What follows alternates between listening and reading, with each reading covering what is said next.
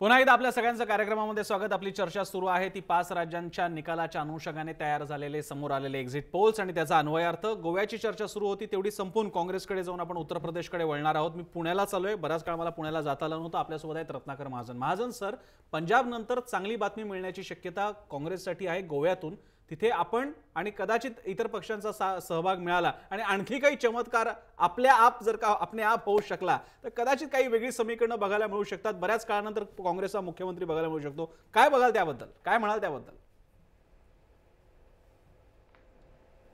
नाही, लोकांच्या पातळीवर जे सामाजिक निर्णय होतात त्याचं वर्णन चमत्कार असं करणं हे योग्य आहे असं मला वाटत नाही। म्हणजे श्रद्धा अंधश्रद्धेच्या विषयाच्या पलीकडे जाऊन प्रत्यक्षात ते जे निर्णय येतात ते काही चमत्कारामुळे येतात असं नाही, तर तिथल्या प्रत्यक्ष परिस्थितीमुळे येत असतात। दुसरं असं की बुद्धिमंत समजतात तेवढं राजकारणाचं निर्विचारीकरण अजून झालेलं नाही, त्यामुळं सेक्युलर कम्युनल ही चर्चा अप्रस्तुत झाली असं भासवायचा कितीही प्रयत्न बुद्धिमंतांनी केला तरी इथले सामान्य लोक अजून त्या चर्चेच्या पलीकडे गेलेले नाहीत। त्यामुळं सेक्युलरिझमची पुन्हा व्याख्या करायची आवश्यकता आहे असं मला बिलकुल वाटत नाही। ती आता एस्टॅब्लिश्ड व्याख्या आहे ती अशी की जात धर्म भाषा पंथ प्रांत या पलीकडे जाऊन माणसा माणसातले संबंध सार्वजनिक क्षेत्रातल्या हित अनहितावर ठरतात। हे ज्यांना ज्यांना मान्य आहे ते सगळे ही सेक्युलर आहेत, ते सगळे धर्मनिरपेक्ष आहेत। आणि सेक्युलरला खरा मराठी प्रतिशब्द इहवादी हा असला तरी व्यवहाराच्या दृष्टीने तो धर्मनिरपेक्ष या अर्थाने घ्यायचा असतो। त्यामुळे धर्मनिरपेक्ष लोकशाही राष्ट्रवाद हा आपल्या देशाचा इतिहास आहे आणि तो इतिहास कोणी कितीही डॉन क्विक्झोट क्षितिजावर नव्या नव्यानं उतरले तरी तो कायम राहणार आहे याबद्दल भारतीय जनता ठाम आहे। दुसरं असं की गोव्याच्या संदर्भात जर बोलायचं झालं तर आपण म्हणतात त्याप्रमाणे काही छोटे पक्ष फ्रिंज ज्याला म्हणतात त्या फ्रिंजकडे 4, 5, 3 अशा जागा जात आहेत असं आपल्याकडे दिसतंय। त्यातला वेलिंगकरांचा जो गट आहे तो वेलिंगकरांचा गट, मी विनोद करत नाहीये त्यामुळे हसण्याची काही आवश्यकता नाही। तुम्हाला नाही हसले कोणी महाजन सर? विनोदी बोलत नाही, मी सिरियस बोलतोय। मी पूर्ण वेगळा रेफरन्स इकडे गंभीर बोलतोय, मी विनोद करत नाही। हा ठीक आहे, पण तसं असेल तर मला सांगा, म्हणजे मी विनोदी बोलायला सुरुवात करेन। नाही, तुम्ही गोव्याबद्दल बोला सर, ऐकतोय आम्ही। एनिवे आता गोव्याबद्दल जर बोलायचं झालं तर हे जे 2 मुख्य फ्रिंज पक्ष आहेत त्यांच्या 2 जागा 4 जागा अशा येणार असतील। त्यापैकी उदाहरणार्थ वेलिंगकर, आता वेलिंगकरांचा मतभेदाचा मुद्दा संघाची दडपशाही, संघाची जुलूम जबरदस्ती आणि त्यामुळे बीजेपीच्या माध्यमातून त्यांच्यावर झालेला अन्याय हा जर असेल तर त्यांचे समजा 3 लोक निवडून आले तर ते कुणाबरोबर जातील, बरोबर, हा महत्वाचा प्रश्न आहे। आणि ते जर पुन्हा बीजेपी बरोबरच जाणार असतील तर त्यांचा हा जो काही राणा भीमदेवी थाट होता ते केवळ एखाद्या पौराणिक नाटकातलं पात्र होतं याचाच त्याचा अर्थ होईल, या पलीकडे त्याला काही अर्थ राहणार नाही। काँग्रेसचा जिथपर्यंत सवाल आहे तिथपर्यंत काँग्रेसनी, आणि गोवा हे खऱ्या अर्थानं कॉस्मोपॉलिटन राज्य आहे, म्हणजे भारताचं सर्व प्रतिबिंब तिथे दिसतं या अर्थानं। पण ख्रिश्चनांमध्ये सुद्धा हिंदू धर्मातला दोष जो आहे जात हा तो त्याच्यामध्ये घुसलेला अनेक वेळा दिसलेला आहे। यामुळे काही निर्णयात जर फरक झाला आणि इकडे तिकडे झाली तर गोष्ट वेगळी, अन्यथा काँग्रेसला तिथे गरज पडल्यास अन्य फ्रिंजची मदत घेऊन सत्तेवर येण्याची चांगली संधी आहे। पण असं असलं तरी काँग्रेस स्वतःच्या ताकदीवर तिचं सरकार स्थापन करेल ही शक्यता अधिक आहे। उत्तर प्रदेशाच्या बाबतीत जर बोलायचं झालं तर मगाशी कोणीतरी कुटुंबांची चर्चा केली तर आता म्हणजे मला गंमतच वाटते, कोणत्या 2 कुटुंबांची चर्चा आपण करीत आहोत? एका कुटुंबाचा महावृक्ष वटवृक्ष आणि दुसऱ्या कुटुंबातल्या केवळ 2च व्यक्ती आपल्याला रणांगणात दिसत आहेत आणि या 2 कुटुंबांची कुटुंबशाही वगैरे, म्हणजे ही काय चर्चा आहे मला कळतच नाही। मुद्दा असा आहे की कुटुंब आहे का नाही यापेक्षा सुद्धा ती कुटुंब ज्या विचारसरणीचं प्रतिनिधित्व करतात ती विचारसरणी आणि त्या पक्षानं जमवलेल्या अन्य गोष्टी यांच्या सामाजिक समीकरण वगैरे ज्या गोष्टी नेहमीच्या आहेत त्या लोकांना अपील झाल्या का नाही आणि त्या अपील झाल्यानंतर त्या प्रमाणात लोकांनी त्यांना समर्थन दिलं का नाही हा खरा त्यातला राजकीय मुद्दा आहे. बाकी सगळं म्हणजे पॉलिमिक्स आहे असं मला वाटतं. बर, मी पुन्हा स्टुडिओमध्ये येण्यापूर्वी सुनील तांबेंकडे पण मला मगाशी लाईन बिझी असल्यामुळे मला जाता आलं नव्हतं. तांबे सर, गोव्याबद्दल आपली कमेंट ह्या सगळ्या समीकरणांबद्दल. गोव्यामध्ये दोन गोष्टी दिसत आहेत. म्हणजे मी आता जे बघतोय त्याप्रमाणे एक हा सांगतोय, एक एक्झिट पोल असं सांगतोय की बीजेपीला 18 ते 22 मिळतील. दुसरा एक्झिट पोल असं सांगतोय की 12 ते 18 काँग्रेसला मिळतील असं दिसतंय. एकंदरीत मला असं दिसतं की गोव्यामध्ये म्हणजे जरी आता एक्झिट पोलच्या निकालांवरतीच आपण बोलतोय, याच्यावर असं दिसतंय की एक तर ते राज्य छोटं आहे. 40 जागांमध्ये समजा हा असा बीजेपी आणि काँग्रेस यांच्यामध्ये एवढा फरक असेल तर ऑब्व्हियसली ते एक अस्थिर सरकार असेल असं मला दिसतं. समजा आता महाजन सर म्हणाले त्याप्रमाणे जरी इकडनं म्हणजे हे या आकड्यांवरती आपल्याला 11 तारखेलाच खरा निकाल लागणार आहे, पण आपण हे जे आकडे दिसत आहेत त्याच्यावर असं दिसतं की काँग्रेस जरी सरकार स्थापन करू शकली तरी कुठचंही ते सरकार अस्थिर असेल असं दिसतंय. आता याच्यामध्ये भाजपने समजा खरोखरच बाजी मारली तरी पण एक गोष्ट नक्की दिसते याच्यामध्ये की भाजपच्या बऱ्याच मोठ्या प्रमाणावर शक्तिक्षय झालेला दिसतो. भाजपचं जे काही एक वर्चस्व गोव्यावरती आतापर्यंत आपल्याला दिसत होतं याला आता तडा गेलेला आहे. आणि आपण समजा इकडनं बघितलं तर गोवा, उत्तर प्रदेश, पंजाब या म्हणजे 4 पैकी 3 राज्यांमध्ये असं दिसतंय Bhajap is on the decline आणि याचे दूरगामी परिणाम भारतातल्या राजकारणावर. सुनीता, मला एकच प्रश्न विचारायचा आहे. मी बाकीचं बोलत नाहीये, परंतु गोव्यामध्ये भाजप इज ऑन डिक्लाइन असं जे तुम्ही स्टेटमेंट केलं हे कशाच्या आधारावर? कारण मगाशी मी सांगितलं की जेव्हा आपण पर्रिकरांचं सरकार आहे, स्थिर सरकार वगैरे या गोष्टीचा करत होतो ना, तेव्हा सुद्धा भाजपला 21 जागाच होत्या. त्याच्या आधी कामतांचं सरकार आहे, काँग्रेसचं सरकार 5 वर्ष चाललेलं सरकार होतं, तेव्हा सुद्धा त्यांना 22च जागा होत्या. अशा वेळी आपण गोव्यामध्ये बीजेपी इज ऑन डिक्लाइन अशा तऱ्हेचं विधान तांबे कसं काय करता? कुठल्या आधारावर मला जरा जाणून घ्यायला आवडेल एक विद्यार्थी म्हणून. नाही, विद्यार्थी म्हणून चांगलं आहे. याच्यामध्ये दिसतंय असं मी तेच म्हणतो, एक तर 40 आहेत, कुठचंच सरकार गोव्यामध्ये स्थिर असं दिसत नाही, परंतु पर्रिकरांच्या याच्यामुळे ते स्थिर सरकार बराच काळ राहिलं. अन्यथा गोव्यामध्ये पण नेहमीच वर खाली व्हायचं. आता हे जे आहे बॉर्डरवरतीच आहे ना, परंतु समजा डिक्लाइन एवढ्यासाठी समजा त्यांनी खरोखर 30 जागा मिळवल्या असत्या तर गोवा मध्ये बीजेपी अपस्विंग आहे असं म्हणता येतं ना. समजा या इथे पर्रिकर संरक्षण मंत्री झाल्यानंतरही गोव्यामध्ये समजा पुन्हा तीच परिस्थिती निर्माण होत दिसत असेल, याचा अर्थच मुळे बीजेपी म्हणजे ठीक आहे, हा एक परसेप्शनचा भाग आहे. पण गोव्यामध्ये तांबेंच्या म्हणण्याचा एक अर्थ बरोबर आहे की गोव्यामध्ये अगदीच केकवॉक वाटला जेवढा वाटत होता, एक तर मुळात एवढा सगळा ऑरा, त्याच्यामध्ये पर्रिकर सुद्धा ते कदाचित गोव्यात येणार इतका केकवॉक राहिलेला नाही. इथपर्यंत बहुधा सगळ्यांचं सहमत वाहणं सोपं होणार आहे. मी आता उत्तर प्रदेशकडे सुरुवात करणार आहेत, कारण आता शेवटच्या टप्प्याची चर्चा आपली सुरू झालेली आहे. आपल्यासोबत आता जय महाराष्ट्रचे मुख्य संपादक निलेश खरे सुद्धा आहेत. त्यांच्याकडे जाण्यापूर्वी मी फक्त रिक्वेस्ट करेन आमच्या ग्राफिक्स डिपार्टमेंटला की फक्त उत्तर प्रदेशचं ग्राफिक्स ठेवा, जेणेकरून सगळ्या पाहुण्यांना उत्तर प्रदेशकडे बघता येईल. निलेशकडे जाण्यापूर्वी बहुधा वाघांची कमेंट करायची आहे. मगाशी भरत कुमारजींनी 2 फॅमिलीचा उल्लेख केला आणि तिथे आता कोणतरी बोलताना वटवृक्षाचा उल्लेख केला. मला वाटतं हा वटवृक्ष नाहीये, हा वटवृक्ष आहे, म्हणजे वठलेला वृक्ष या नात्याने. आणि आता मगाशी गोव्यामध्ये सरकार कसं बांधणार, तर फ्रेंच पक्षांचं बेनिफिट घेऊन, तर काँग्रेसच आता फ्रेंच पक्ष झालेला आहे. तर त्याच्यामुळे हा फ्रेंच पक्ष आणखीन किती फ्रेंच पक्षांचं बेनिफिट घेणार हा प्रश्न राहिला. याच्यात दुसरं गोव्याचा विषय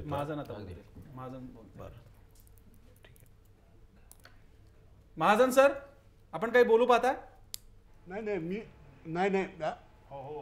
काय खरं म्हणजे बोलण्याजोगं यात काहीच नाहीये, पण समजशक्ती सुधारण्यासाठी बोललं पाहिजे. मी वटवृक्ष जेव्हा म्हणलं त्यावेळेला त्या कुटुंबाच्या विस्ताराशी संबंधित तो प्रश्न होता आणि सरळ अर्थ म्हणजे अगदी 5वीतल्या मुलाला सुद्धा कळलं असेल की ते यादव कुटुंबाच्या संदर्भात होतं. त्यामुळे काय असल्या बालिश कॉमेंट्सला उत्तर कशाला द्यायचं? ठीक आहे, आपण कशाला उत्तर द्यायचं? आपण फ्रिंज डिस्कशनच्या पलीकडे जाऊया. वाशकळ कॉमेंट्सला उत्तर उत्तर कशाला द्यायचं? ठीक आहे माझं सर काही हरकत नाही. आपण फ्रिंज कमेंट्सच्या आणि फ्रिंज डिस्कशनच्या पलीकडे जाऊयात. मी आता उत्तर प्रदेशकडे येतोय गोव्याची एक point. थोडक्यात प्लीज, कारण आता उत्तर प्रदेशला शिरायचं. गोव्याचा एक भाग आहे. पर्रिकर जर गोव्यामध्ये पुन्हा मुख्यमंत्री म्हणून येणार नसतील तर सुभाष वेलिंगकर पाठिंबा देतील. हा त्याच्यातला एक भाग. एरवी ते सुभाष वेलिंगकर इथं परत भाजपकडे येतील. त्यातला दुसरा भाग असा की संघामध्ये जर मतभेद व्हायला लागले आणि ते बाहेर यायला लागले, ही सुरुवात आहे का समजायची? संघातला माणूस जाईल संघात, नॉर्मली नाही जात तो बाहेर, परंतु त्यावेळेला एकचालकानुवर्तित्वाच्या ठिकाणी काय होणार, हा गोव्यातल्या ती सुरुवात महत्वाचा प्रश्न. ठीक आहे, मी उत्तर प्रदेशला सुरुवात करतोय. ग्राफिक्स आता आपण फक्त उत्तर प्रदेशचं बघणार आहोत, कारण या राज्याकडे देशाचं लक्ष आहे. पुढच्या 2019 वरती परिणाम करणार आहेत. 73 खासदार ज्या भाजपला दिले तिथे तेवढ्या प्रमाणात आमदार मिळणार आहेत, काही बघावं लागणार आहे. मी निलेश पासून सुरू करतो. निलेश, उत्तर प्रदेश. मुख्यतः 42% मतं जी आहेत ती उत्तर प्रदेशमध्ये भाजपला गेल्या 2014च्या लोकसभा निवडणुकांमध्ये मिळाली होती, आणि त्या आधारावर यावेळेला जर किती टक्के मतं मिळतील असा एक जर आकडा काढण्याचा प्रयत्न केला तर सर्व सर्वेज जे आहेत, जे एक्झिट पोल्स आहेत, त्यामध्ये 32% मतं ही भाजपला गेलेली आहेत. त्यामुळे 10% मतांचं करेक्शन या ठिकाणी पाहायला मिळत आहे. एक्झिट पोल आहे, एक कौल म्हणून आपण याच्याकडे बघतोय, मात्र 10% मतांचं या ठिकाणी डिप्रिसिएशन जे आहे ते भाजपला सहन करावं लागणार आहे. आणि त्यातून असं असलं तरीही जसं आपण सुरुवातीलाही चर्चेमध्ये म्हटलेलं होतं, 30% मतं ज्या पक्षाला मिळतील तो पक्ष सहजतेनं उत्तर प्रदेशमध्ये सत्तेत येतो, असा उत्तर प्रदेशच्या राजकारणाचा इतिहास आहे. या ठिकाणी 32% मतं ही थेटपणे भाजपला मिळत असल्यामुळे भाजप सहजतेनं सत्तेपर्यंत पोहोचेल अशा स्वरूपाची आकडेवारी आपण बघतोय. जर आकडेवारीवर नजर टाकली, 403 पैकी अगदी नेटवर्क 18 असो, एबीपी असो, टाइम्स नाऊ असो, सगळ्यांनीच भाजपला या ठिकाणी जो कौल दिलेला आहे तो कौल थेटपणे सत्तेच्या जवळपासचा कौल आहे. आणि त्यामुळे भाजप उत्तर प्रदेशमध्ये सत्तेत येतं हे चित्र जवळजवळ या ठिकाणी एक्झिट पोलच्या माध्यमातून स्पष्ट होताना पाहायला मिळतंय. मात्र बसपाने दलित आणि मुस्लिम मतांची जी मोठ बांधण्याचा प्रयत्न केला होता ती तेवढीशी यशस्वी झाल्याचं चित्र या ठिकाणी दिसत नाही. कारण ही मोठ बांधल्यानंतर एक नवीन सामाजिक समीकरण तयार करण्याचा प्रयत्न बसपा परत करताय अशा स्वरूपाची जी शक्यता होती ती या ठिकाणी कुठेही यशस्वी होताना पाहायला मिळत नाही. बसपाला मिळालेली मतं जी आहेत ती निश्चितपणे वाढली आहेत. गेल्या वेळेला 20% मतं ही लोकसभा निवडणुकीमध्ये बसपा जवळ होती, ती साधारण 23% म्हणजे 3% वाढ जी आहे ती मतांमध्ये झालेली आहे. मात्र खूप जास्त जागा ज्या आहेत त्या या ठिकाणी वाढलेल्या बसपाच्या दिसत नाही.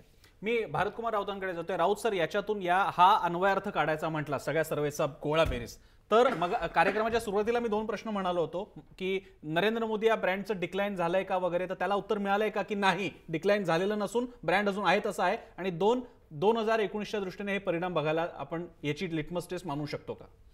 अगदी बरोबर आहे. प्रश्न अतिशय नामी प्रश्न आहे हा. खरं म्हणजे लोकसभा निवडणुकीमध्ये जितकी मतं मिळाली होती तितकी मतं विधानसभेमध्ये आणि 2.5 वर्षांनी होऊ घातलेल्या विधानसभेमध्ये मिळावीत ही मुळात अपेक्षा धरणं हे योग्य नाही असं मला वाटतं. कारण लोकसभेचे विषय हे वेगळे होते, तेव्हा देशभर सत्तांतराची लाट आलेली होती आणि आता तसं नाहीये. त्याच्यामुळे तसं मानण्याचं काही कारण आहे. तरी सुद्धा जर का भाजपला जर का 40 वर 32 वर आले असतील, मला त्याच्यात काही फार काही कमी झालं असं वाटत नाही. की ही राज्यापुरतीची निवडणूक आपण गृहीत धरली त्याच्यामध्ये काही अडचण दिसत नाही मला. दुसरी गोष्ट, तुमचा जो मुद्दा होता की इथे ब्रँड नरेंद्र मोदी याच्यामध्ये काही कमकुवतपणा आलंय का, मला वाटत नाही. मधल्या काळामध्ये आपल्या मध्यमवर्गीय शहरी माध्यमांनी ज्या पद्धतीचा गोंधळ घातला नोटाबंदीमुळे, त्यामुळे असं वाटलं सगळ्यांना की अख्खा जग, अख्खा देश पेटून उठलेला आहे आणि सगळे होरपळत आहेत. अशा त्याचं काही झालेलं नाही. हे महाराष्ट्रापुरतं जरी बोलायचं तरी आपल्याला नगर परिषदांपासून ते महापालिकापर्यंत, गडचिरोलीच्या जंगलांपासून ते मुंबईच्या मलबार हिलपर्यंत आपल्याला सर्वदूर दिसलेलं आहे. याचा अर्थ आपण माध्यम जे काय करतो ना ते आपण लोक नसा सांभाळून करतो असं मला वाटत नाही. आणि मी जबाबदारीने बोलतोय, जे तिकडे ट्रम्पच्या बाबतीमध्ये अमेरिकन मीडियाने चित्र निर्माण केलं होतं तशाच त्याचं चित्र हे आता इकडे झालं होतं. त्याच्यातून ते आता लवकर सावरतील असं नाही. त्याच्यामध्ये अजून त्याचं काहीतरी पृथक्करण करत जातील, आमचं म्हणणं कसं बरोबर होतं हे सांगत जातील. परंतु एवढं मी निश्चित सांगू शकतो की ब्रँड नरेंद्र मोदी हा अजिबात विटलेला नाही, फिटलेला नाही, कमकुवत झालेला नाही. उलट आता दिसते चित्र असं की ब्रँड नरेंद्र मोदीने आणखीन त्यांचे असे छोटे छोटे ब्रँड तयार केले, मध्य प्रदेशात तयार केले, छत्तीसगडमध्ये तयार केले, महाराष्ट्रामध्ये देवेंद्र फडणवीसांच्या रूपाने असा एक नवा ब्रँड नरेंद्र मोदी असा एक तयार झालेला आहे. आणि हे जर होत राहिलं ना तर याचे निश्चित परिणाम आपल्या 19च्या निवडणुकीमध्ये बघायला मिळतील आणि भाजपच्या दृष्टीने पॉझिटिव्ह असतील असं मला वाटतं. पुण्याला जाण्यापूर्वी थोरातांकडे मी जातोय. थोरात सर, एक मुद्दा यांनीच सुरू करून दिलाय राऊतांनी. एक म्हणजे हा जर का असा काही मुख्यमंत्री पदाचे सब ब्रँड्स तयार करायचे असेल तर उत्तर प्रदेशमधला तो चेहरा कोण? तो राजनाथ सिंग असेल का? त्यांना ते केंद्रातून राज्यात पाठवतील का? मुद्दा क्रमांक 1. आणि मुद्दा क्रमांक 2, असं काय आहे, म्हणजे मी तुम्हाला, निलेश पण आहे माझ्या बरोबर साक्षीला, साध्या पाणीपुरीवाला किंवा इस्त्रीवाल्याशी भैयाशी बोलत असताना, उत्तर प्रदेशी माणसाशी बोलत असताना तो म्हणतो की आमचं पीक ज्यावेळी काढणीला आलं होतं त्यावेळी हातात पैसे नव्हते आणि कॅश, या सगळ्या डिमॉनिटायझेशनचा आम्हाला फटका बसला, असा म्हणणारा उत्तर प्रदेशी मतदान मात्र भाजपला करतोय. मग नेमकं होतंय तरी काय? एवढा मोदींचा काय करिश्मा आहे? मुंबईतला उत्तर भैया हे लक्षात घ्या, मुंबईतला पण त्याचे नातेवाईक तिकडे आहेत. एक मिनिट बोलतो. बोला.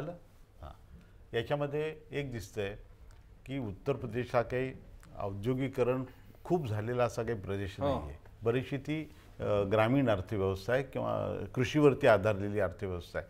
काही भागामध्ये तर तेही नाही, म्हणजे बुंदेलखंडात तर तेही नाही आहे.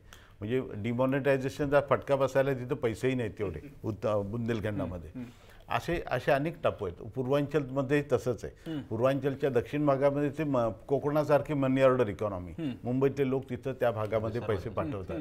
हा त्याच्यातला भाग आहे.